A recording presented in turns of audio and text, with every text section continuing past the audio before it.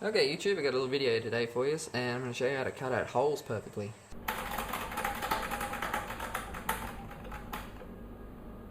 So what I've got here is I've just bought myself a Jasper 200 circle guide, jig, whatever you want to call it. It's actually made in the USA, so it's not cheap crap. And you can buy these on their website. I got this one off eBay, off a reseller, for like 50 bucks. They're a little bit dearer on their website, I think about 60. But they're from America, obviously, so postage, it might cost you $80. If you're in America, they'll cost you 60. But anyway, this thing should be able to cut out perfect circles. Now, it can do up to an 18-inch sub, okay? And we'll do the outside diameter of an 18-inch sub, all the way down to tiny little... Now, I know what you're thinking, see, this part here is underneath the bottom, but it comes with a little post that you put in, and so your little post goes into the bottom here, it'll hit the bottom of that, and you just drill the hole below. So it can do these tiny little holes, even though they're underneath the actual router. And I've got the specs for that's one of my old 10s, it's actually a blown one, but anyway, so we're looking at 252 mil. Now, obviously that's not in inches, so the way you can convert that in inches, very simply, tape measure with inches on it. So 252 mil is right there, and it comes to about 9 and 15/16 of an inch. So then you'll come over to this thing, and the good thing about this is 9 and 15ths of an inch is put out as 9 right there, okay, and then you just come straight up to the top, which is 15/16 of an inch. So it's very simple to use, and obviously if you're buying subs from America, they'll have your specs in inches. Okay, and the Jasper also comes with, here's your little pin. As I said, you can just put it in like that, and so you just want to drill a hole in your workpiece that goes deep enough for this thing to go into. Then you've also got your, this is just a pack of screws, okay. It can work for all the different size routers it can fit. It can fit just about anything. This is a Makita, but it fits just about anything. And then it's got that piece there, this is a 1/4 inch. Now what you do is you put that into your router, you push this in here, this piece of perspex, and then you line it up perfectly. So then when you know you're dead in the middle.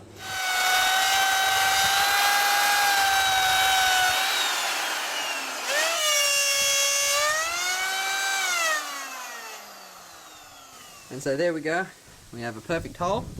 I do about 3 passes because that drill bit, that router bit's getting a little old, so I do a good 3 or 4 passes on that one.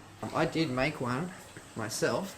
This is the one I made, and I'd always get a little bit at the end, and obviously I couldn't do the really fine close holes, and you know, it says you can't be as precise, you know, that's what I'd have to do sometimes to get a little bit bigger. And this is the perfect size for that sub, and now it's got no play, see?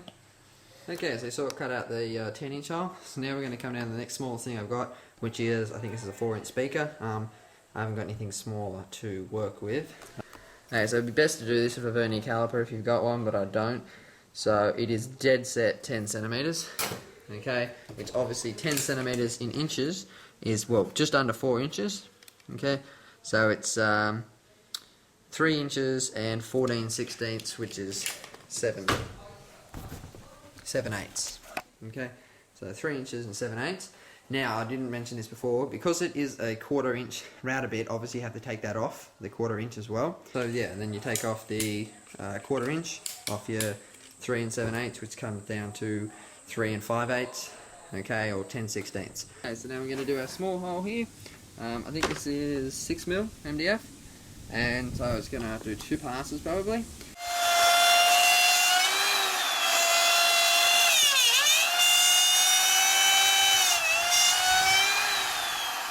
Okay, so there's our cutout, as you can see, a bit in the middle. And so I'll just go grab the speaker, a perfect mount for it, and your screw holes are lined up, and it should, once again, have virtually no play. It does a perfect hole, and every time, no guessing, no drilling it and screwing up, so whatever, should just make things easier for me. And for 50 bucks, it isn't expensive. You know, your router might cost you 150 all the way up to 400 for a good router. I mean, so this router is just like the base model of a good brand, a Makita. So it's a good router, it's just a small one, not as powerful. But yeah, that cost me I think 180 or 60 or something. So when you see this is 50 bucks, it's not too badly priced. Though on the other hand, you can go and buy a reasonably okay, like a Ryobi jigsaw for 50 bucks. I'm happy with the Jasper Circle Jig 200. go buy yourself one of these, and that's just a little video on how to do perfect circles, all the way down to 2¼ inches, all the way up to 18. And they do have a bigger size, I think, as well, that is a little bit different shape for doing, like, if you had a 21-inch sub or something like that. Oh, and if you're like me, guys, and you like to clean up your tools after you use them, obviously you could probably wipe this off, but as you know, it's just Perspex, hardened plastic.